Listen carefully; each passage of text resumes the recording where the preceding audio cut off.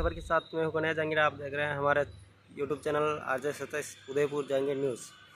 तो सबसे पहले मैं आपको ऐसी खबर के बारे में बताऊंगा जो आपके लिए जानना ज़रूरी है। जी हाँ, देखिए हमारे वीडियो को अंत तक ज़रूर देखना और अंत में कमेंट में बताना आपको वीडियो कैसा लगा। तो इसी के साथ वीडियो पे चलते हैं। उनमें से अब तक एक की मौत हो चुकी है। मोदी सरकार सऊदी और यूएई से बात कर रही है कि अपने लोगों को वहां से कैसे निकाला जाए। सूडान में सेना के बीच से युद्ध क्यों हो रहा है और इससे अब तक कितनी तबाही हुई है, जानेंगे हम आज की इस वीडियो में। और साथ ही हम ये भी जानेंगे कि वहां पर रह रहे इंडियंस पर क्या बीत रही है। दोस्तों, सूडान अफ्रीका द्वीप में स्थित वहां का तीसरा सबसे बड़ा देश है। सूडान और सऊदी अरब के बीच में लाल सागर यानी कि रेड सी है। यह एक मुस्लिम देश है। यहाँ पर मुस्लिम की आबादी 90% से ज्यादा है। सूडान पर अंग्रेज और इजिप्ट ने मिलकर शासन किया था। 1 जनवरी 1956 को ब्रिटिश और इजिप्ट ने सूडान को आजाद घोषित कर दिया था और तभी से यह देश विरोध प्रदर्शन, गृह युद्ध और तख्ता पलट जैसी समस्याओं से जूझ रहा है। लेकिन इस बार सूडान में सेना और पैरामिलिट्री फोर्स के बीच जो जंग चल रही है वो बहुत ही खतरनाक हो चुकी है। ये जंग सेना के 2 जनरलों के बीच हो रही है, जिसमें एक वहां के राष्ट्रपति बन चुके हैं और दूसरे उपराष्ट्रपति। ये दोनों सत्ता के लिए अपने ही देश के सेनाओं के बीच जंग करवा रहे हैं। देश की राजधानी खार्तूम जंग का मैदान बन चुकी है। हवाई हमले किए जा रहे हैं, बमबारी हो रही है, लोग राजधानी छोड़कर भाग रहे हैं। लेकिन ये समस्या अब और भी बढ़ रही है क्योंकि यह जंग अब दूसरे शहरों को भी अपनी चपेट में ले रही है। पूरे शहर की बिजली काट दी गई है। लोगों के लिए न खाने के लिए कुछ बचा है और न पीने के लिए। इसके साथ ही जंग के दौरान यूएन के 3 ऑफिशियल्स को भी मार दिया गया।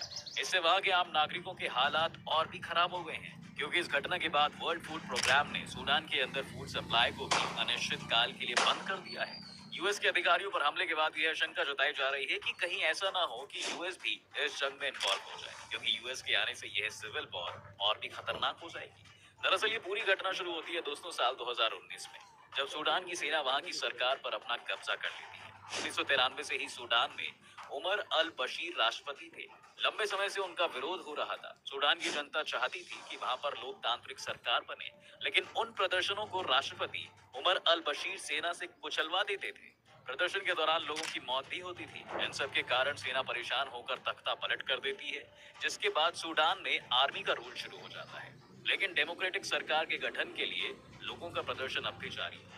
विरोध प्रदर्शन को समाप्त करने के लिए सेना और प्रदर्शनकारियों के बीच एक समझौता होता है।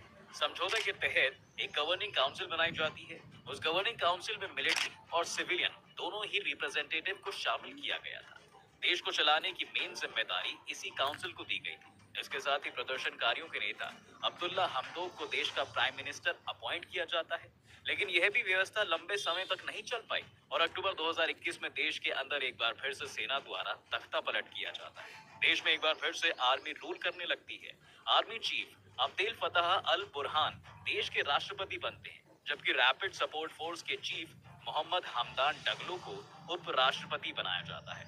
रैपिड सपोर्ट फोर्स सूडान की एक पैरामिलिट्री फोर्स यानी कि एक अर्धसैनिक बल। सूडान के गृह युद्ध में अब तक लगभग 200 से ज़्यादा की मौत हो चुकी है और साथ ही 1300 के आसपास घायल हो गए।